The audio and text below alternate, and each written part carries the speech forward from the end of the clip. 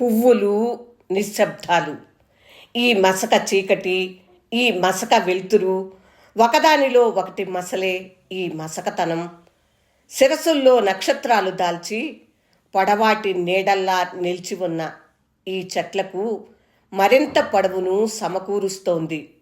ఈ నిశ్శబ్దం ఈ చీకటికి మరింత లోతును సంతరిస్తోంది.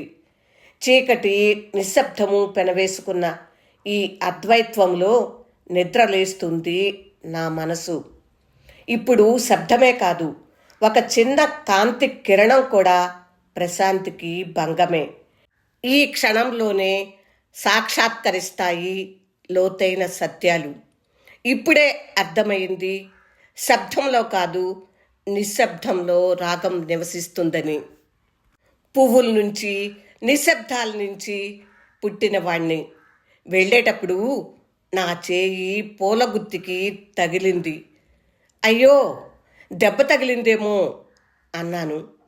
కానీ నీకా నాకా అన్నది ఆ పువ్వు నవ్వుతూ. నా కలం గుండె చిట్లి రక్తం చిందింది. మరి ఈ కలాన్ని ఏ కాగితం భరిస్తుందో చెప్పలేను.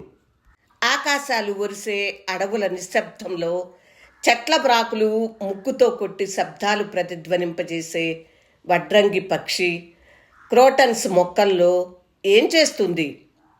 పళ్ళు తిన్నట్లు దినాలు తిన్న నేను ద్రాక్ష పళ్ళంత కన్నీటి బిందువులు తింటున్నాను. ఎండలకు భయపడి నీడలు ఆశ్రయించాను. ఫుట్పాత్ మీద కూర్చుని కన్నుల్లో కలల్ని, గిన్నెల్లో హిమలేహ్యంలా చెంచాల చెంచువులతో ఆస్వాదిస్తున్నాను. చీకటి సాయంకాలాలతో జీవితాన్ని కొలుచుకుంటున్నాను. వృత్తాలతో కొలిచి పోస్తానొకప్పుడు నా ద్రవ్యాన్ని. దోసిళ్లతో వెదజల్లుతున్నానిప్పుడు నా భవితవ్యాన్ని. దశ దిశలకు ఎగిరిపోనిమ్మని దాన్ని కన్నీటిలో గుండెపిండి కవిత మీద ఆరవేశాను. జనతా శాలువా కప్పుకుని చరచరా వెళ్ళిపోయాను. దేశ దేశాల జ్వాలల సభల్లో నా దేశద్రిమ్మరి కంఠం విప్పి భూనభోంతరాలు కలుపుతూ గానం చేశాను. ఈ దేశం నా ప్రతిభకొక సమాధి. ఎంత వడివడిగా నడిచినా సరే ఎప్పుడూ దూరం అంతే. ఈ నేల నా రక్తం తాగాలని దప్పిగొన్నది.